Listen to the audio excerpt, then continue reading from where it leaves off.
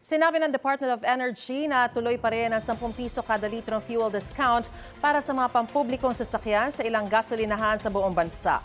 Ayon kay Energy Secretary Sharon Garin, itutuloy yan hanggat hindi pa nare-resolba ang tensyon sa Middle East na nakakaapekto sa presyo ng mga produktong petrolyo. Ngayong araw, epektibo ang rollback sa ilang produktong petrolyo.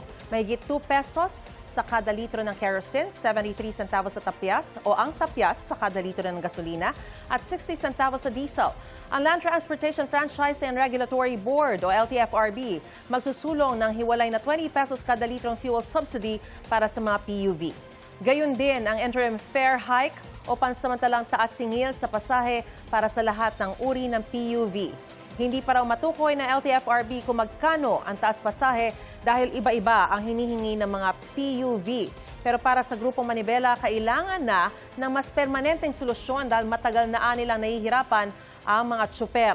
Kaya raw magsasagawa sila ng tigil pasada simula sa Lunes. Inanunsyo yan ng grupo na magkilos protesta sila sa labas ng LTFRB kahapon.